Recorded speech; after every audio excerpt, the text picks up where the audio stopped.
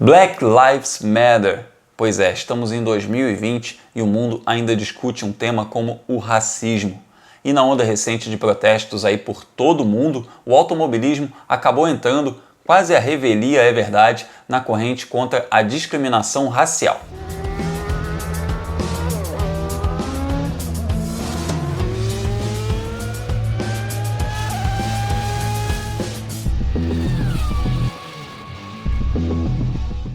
A hashtag Vidas Negras Importam ganhou as redes sociais no começo do mês de junho, depois que o cidadão norte-americano George Floyd morreu em decorrência de violência policial no estado de Minnesota, nos Estados Unidos. O episódio provocou uma série de protestos pelo país e também no mundo todo, reabrindo aí a discussão sobre o racismo ser um tema ainda tão presente no século XXI. E foi nessa hora que Lewis Hamilton se posicionou, mostrou mais uma vez que ele é uma personalidade necessária aos tempos atuais, transcendendo o âmbito esportivo. Além de condenar o abuso dos policiais que culminou na morte de Floyd, Hamilton deu aquela cutucada nos seus colegas da Fórmula 1 que até então estavam absolutamente quietos. Abre aspas. Eu vejo vocês em silêncio, algumas das maiores estrelas que mesmo assim ficam em silêncio em meio à injustiça.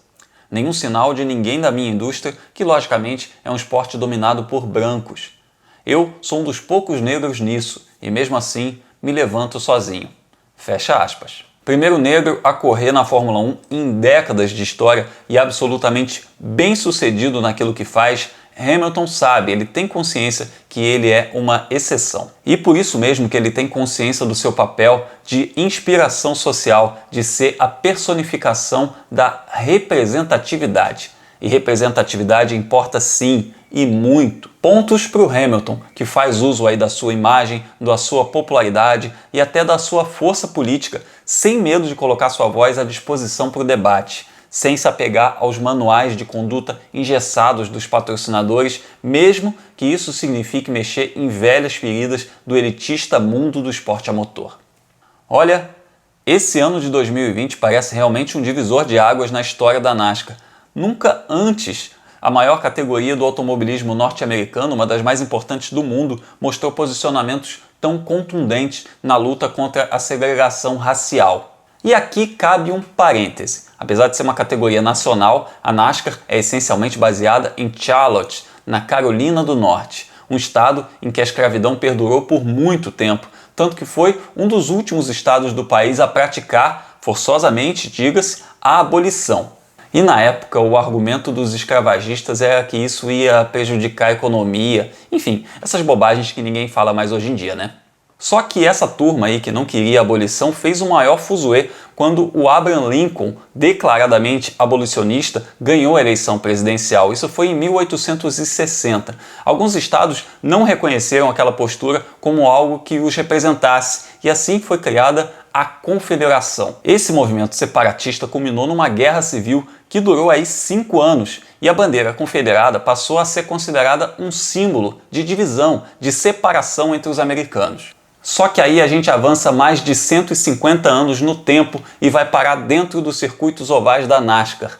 Além dos carros passando bem pertinho do muro, também era muito comum ver o quê? A tal bandeira dos Estados Confederados sendo ostentada sem pudor por torcedores e até por promotores em muitas cidades que recebem as corridas da categoria. Mas, como eu disse, 2020 chegou chegando e nem precisou ter corrida para isso. Em abril, durante um campeonato de automobilismo virtual, o piloto Kyle Larson xingou o spotter dele naquela prova pelo termo que é extremamente ofensivo, considerado sinônimo de ódio e intolerância na língua inglesa, um termo maldito. Larson até se desculpou, mas aí já era tarde. O comentário deixou muita gente indignada e o piloto sentiu na pele a besteira que falou. Os patrocinadores Chevrolet, McDonald's e Credit One romperam com o piloto, que foi desligado da equipe Ganassi e suspenso da NASCAR por tempo indeterminado. 2 meses depois, quando a NASCAR já estava de volta às pistas, os olhos de todos os fãs de corrida dos Estados Unidos se voltaram para Bubba Wallace,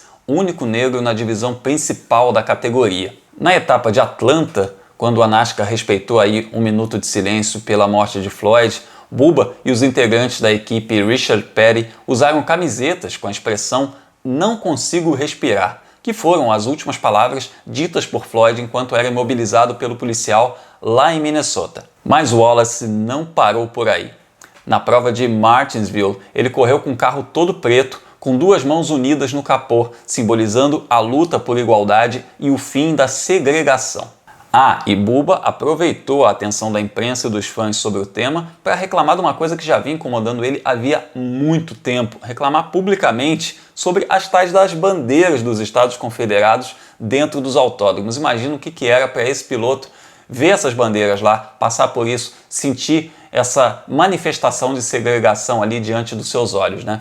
E eis que a NASCAR divulgou um comunicado no dia dessa corrida de Martinsville, banindo esse símbolo dos seus eventos, incluindo aí a sua aplicação em folhetos, carros, dentro do paddock, qualquer aplicação da bandeira confederada dentro dos eventos da NASCAR. Bom, antes tarde do que nunca, né?